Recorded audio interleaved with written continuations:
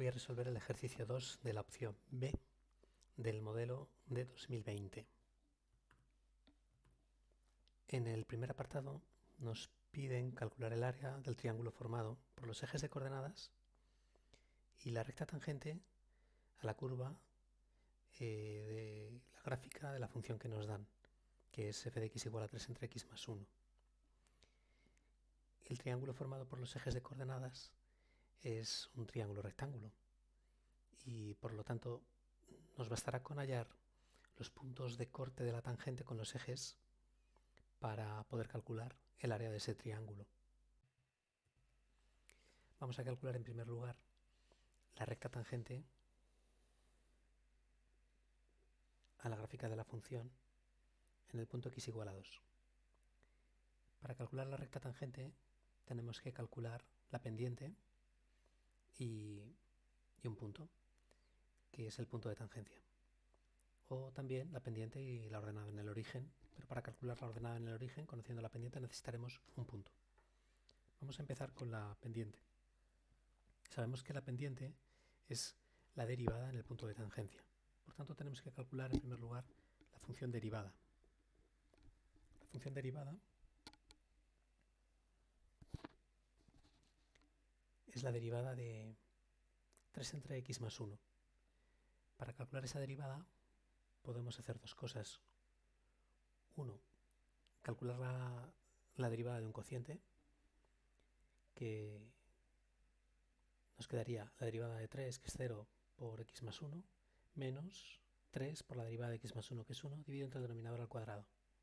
Otra opción sería calcular la derivada de 1 entre x, que es menos 1 entre x cuadrado, y multiplicarla por 3, porque esa función está multiplicada por 3, y multiplicarla por la derivada de x más 1, que es 1, y sustituir x por x más 1. Eso sería aplicar la regla de la cadena. Pero bueno, vamos a hacerlo como la derivada de un cociente. Entonces hemos dicho que sería 0 por x más 1 menos 3 por 1, que es la derivada de x más 1, dividido entre x más 1 al cuadrado. Y esto es igual a menos 3 entre x más 1 al cuadrado.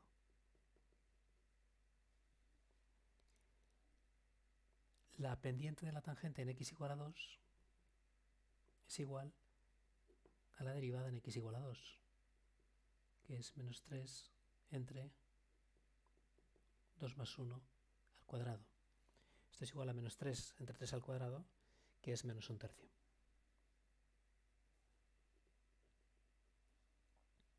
Para hallar la ecuación de la tangente necesitamos también calcular la ordenada en el origen. Y para eso necesitamos un punto de la recta tangente, y ese punto es el punto de tangencia. Sabemos que la recta tangente pasa por el punto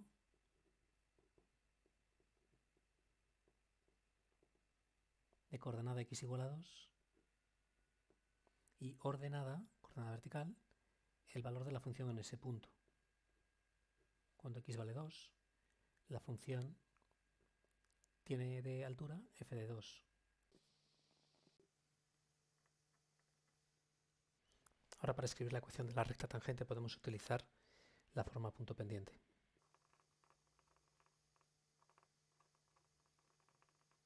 Esta es la forma punto pendiente,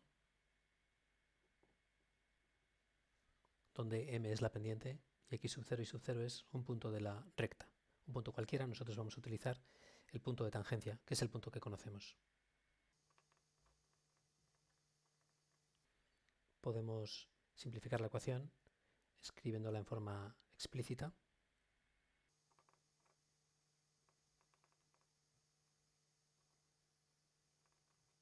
Esa sería la ecuación de la recta tangente a la gráfica de f en x igual a 2, en forma explícita.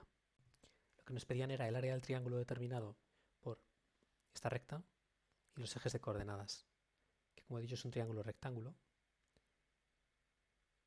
cuyos catetos vienen determinados por los segmentos que esta recta determina en los ejes, es decir, por los puntos de corte de esta recta con los ejes de coordenadas. Esos puntos son: con el eje OX, es decir, poniendo y igual a 0, obtenemos menos 1/3 más x igual a 5 tercios, es decir, x igual a 5. Con el eje y, poniendo x igual a 0, tenemos y igual a 5 tercios. Es la ordenada en el origen, es el término independiente de la ecuación explícita de la recta. Por lo tanto, el área del triángulo sería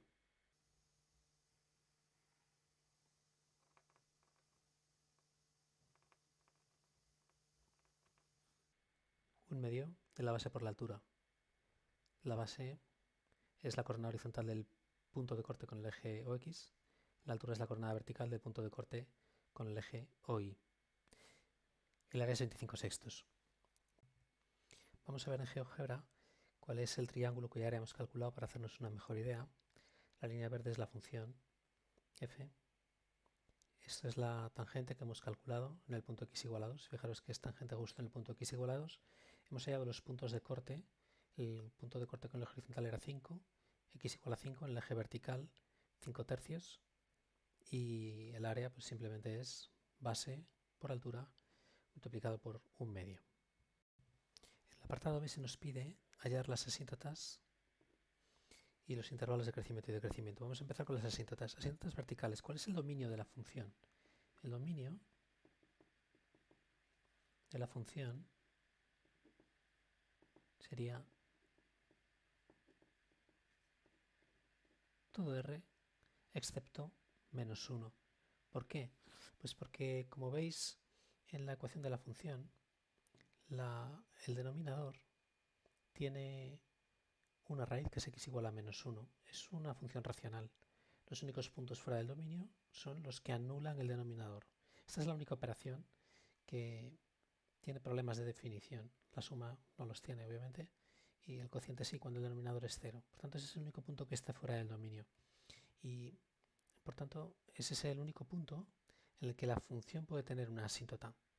Vamos a ver si la función tiene una asíntota en ese punto, y para eso tenemos que calcular los límites laterales en ese punto.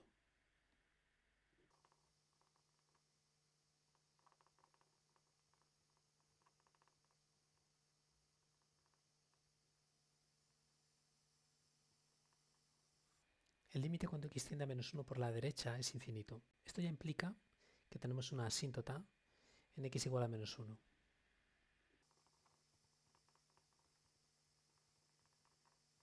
Una asíntota vertical. En x igual a menos 1 tenemos una asíntota vertical. No hemos comprobado el otro límite lateral. No es necesario. Ya sabemos que hay una asíntota vertical, que es lo que nos pedían enunciado. Si queremos saber si hay dos ramas asintóticas que tienden a esa asíntota, entonces tendríamos que calcular el otro límite lateral, que también nos va a dar infinito, menos infinito en concreto. Vamos a estudiar las asíntotas horizontales. Para eso tenemos que hallar los límites en el infinito. Como es una función racional, sabemos que los límites en el infinito, en caso de ser finitos, tienen que ser iguales, tanto en más infinito como en menos infinito. Por lo tanto, vamos a calcular solamente uno de los dos límites.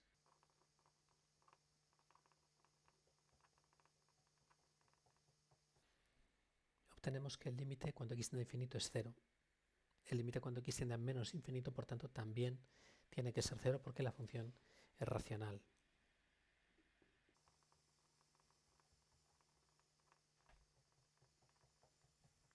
Y por lo tanto, la recta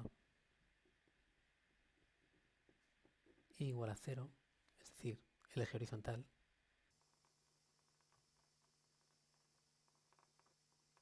es asíntota horizontal por los dos lados, tanto en más infinito como en menos infinito. No puede haber asíntota oblicuas porque ya tenemos una asíntota horizontal, tanto en más infinito como en menos infinito. Vamos a estudiar ahora los intervalos de crecimiento. Para estudiar los intervalos de crecimiento necesitamos la derivada. La derivada la hemos calculado en el apartado anterior y era esta función. Los puntos críticos para el crecimiento son los puntos en los que la derivada vale 0 o en los que la derivada es discontinua. Nosotros tenemos una discontinuidad de la derivada que es x igual a menos 1, que era una discontinuidad de la función, Y no tenemos ningún punto en el que la derivada valga 0, porque ese cociente nunca vale 0.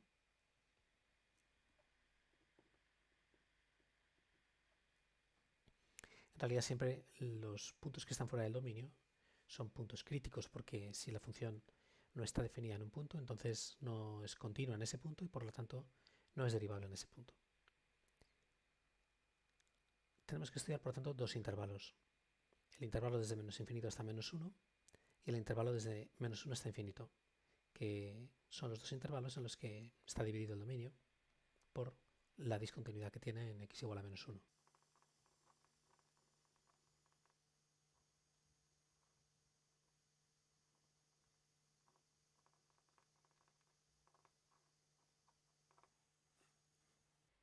Es claro que la derivada es negativa siempre que está definida.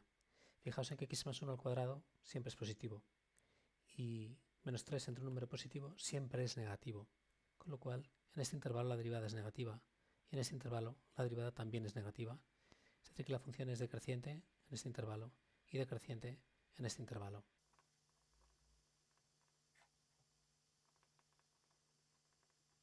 La función es decreciente en los dos intervalos en los que la discontinuidad que tiene divide a su dominio.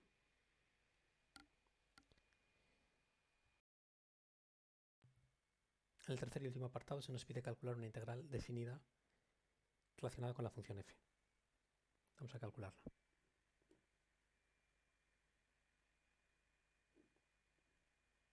Es la integral entre 0 y 2 de x por f de x. Vamos a sustituir f de x por su definición.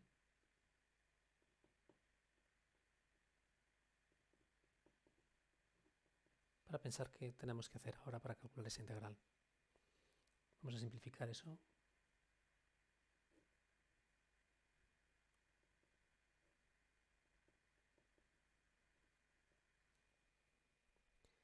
Bien, ya sabemos cómo enfrentarnos a integrales racionales de este tipo. Esa integral no es directamente inmediata. Podría parecer logarítmica, pero no lo es porque la derivada del denominador es 1. Y ahí tengo 3x. El problema no es el 3, que podría sacarlo fuera de la integral, el problema es la x. Lo que hacemos para convertir esto en una integral inmediata es efectuar la división de polinomios. Dividir 3x entre x más 1. Vamos a efectuar esa división. Esa división la podemos efectuar de dos formas. Una, por el procedimiento normal para dividir polinomios.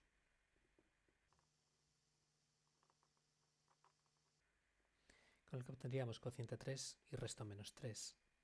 Esto significa que 3x entre x más 1 es igual a 3, que es el cociente, menos 3 entre x más 1, que es el resto entre el divisor. Dividiendo entre divisor igual a cociente más resto entre divisor. Otra forma de hacer esta división, en este caso que es muy sencillo, habría sido la siguiente. Fijaros en que 3 menos 3 es 0. Estoy sumando 3 y restando 3. Esto es lo mismo que 3x, no estoy cambiando nada. Y ahora esta división la puedo dividir en dos partes. Obviamente esto de aquí es 3, porque puedo sacar factor común 3, me quedaría 3 por x más 1 entre x más 1, eso es 3. Y obtengo por tanto el mismo resultado anterior. Bien, por un método o por otro podemos descomponer esa integral en dos integrales. La integral de 3 y la integral de 3 entre x más 1. La integral de 3 es 3, x, eso tenemos que evaluarlo entre 0 y 2, y la integral de 3 entre x más 1 es 3 por la integral de 1 entre x más 1, que es logarítmica, la derivada de x más 1 es 1, y la integral es por tanto el logaritmo neperiano del valor absoluto de x más 1. Ahora solo tenemos que evaluar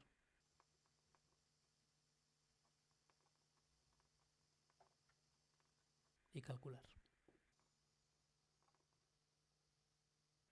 El logaritmo neperiano de 1 es 0, por tanto ese término se anula y nos queda solamente esta expresión 6 menos 3 por el logaritmo neperiano de 3, que es el valor de la integral.